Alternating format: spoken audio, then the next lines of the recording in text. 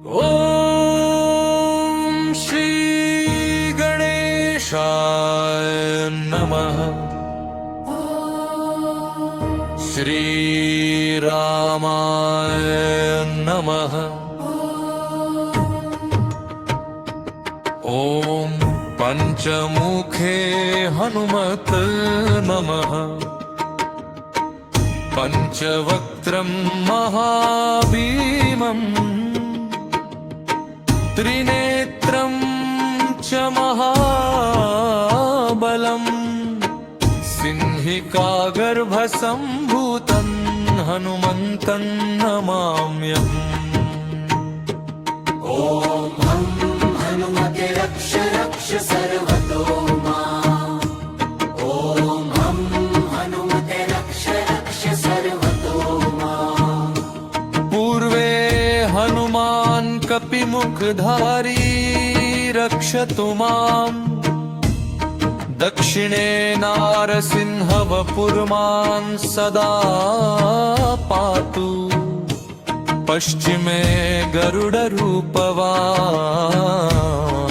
रक्षतु। उत्तरदिशि वराहरूपवान् सदा रक्षतु माम्। ऊर्ध्वे हयग्रीवविग्रहः पातु मे शिरः। अधस्तात् ब्रह्मास्त्ररूपः पातु पादयुग्मं सदा मम। अष्टदिशि रक्षतु पञ्चवक्त्रः स्वप्ने जागृति गच्छतु। पश्यत शयानम् पश्यन्तं हसन्तं चलन्तं सर्वदा रक्षतु। हनुमान् महाबलहम्। अंजनीसुताय महाबलाय रामदूताय नमः। ॐ किल्किलाय वीराय विक्रान्ताय नमो नमः। भूतप्रेतपिशाचादिनाशाय स्वाहा।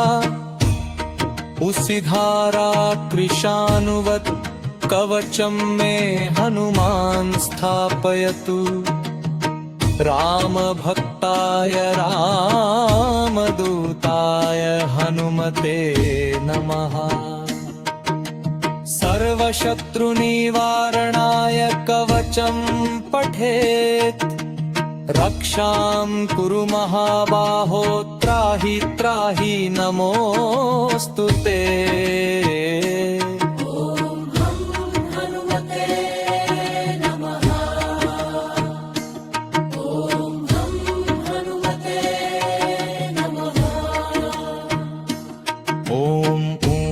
अंजनी गर्भसम्भूतमारुतात्मजमुत्तमम्। श्रीरामप्रियं भक्तं वन्दे लङ्काभयङ्करम्। पञ्चमुखं धरं देवं हनुमन्तं नमाम्यहम्। पूर्वं तु वानरं वक्त्रं कोटिसूर्यसम्प्रभम्। दक्षिणे नारसिंहं च भयनाशं सदा स्मरे। पश्चिमे गरुडं वक्त्रं वक्रतुण्डं महाबलम्।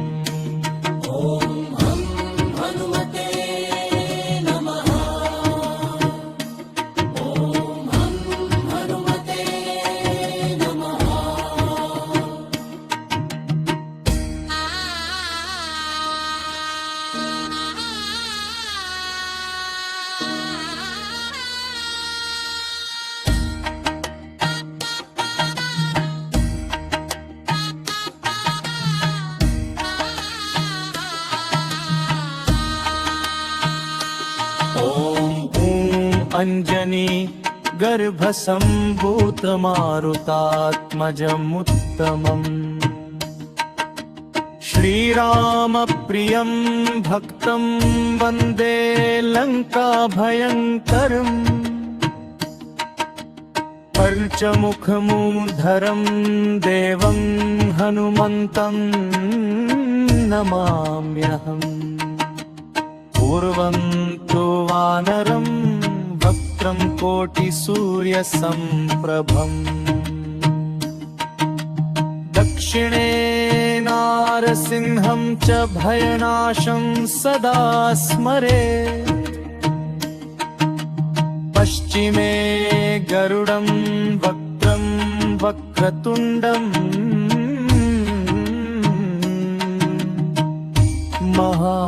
महाबलम्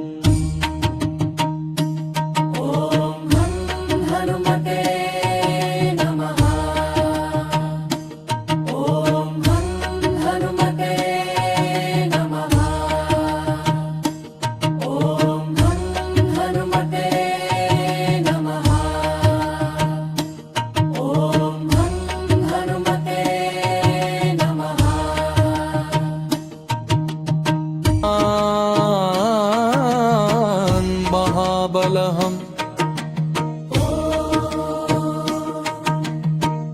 अंजनीसुताय महाबलाय रामदूताय नमः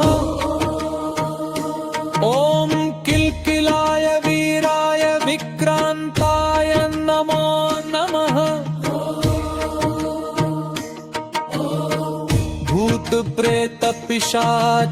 भूतप्रेतपिशाचादिनाशाय स्वाहा उसिधारा कृशानुवत् कवचं मे हनुमान् स्थापयतु रामभक्ताय रामदूताय हनुमते नमः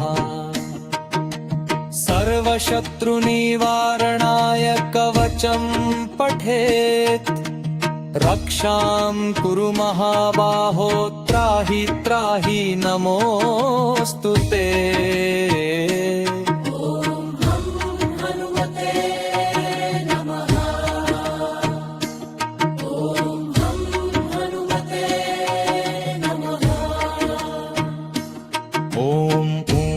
अंजनी गर्भसम्भूतमारुतात्मजमुत्तमम् श्रीरामप्रियं भक्तं वन्दे लङ्काभयङ्करम्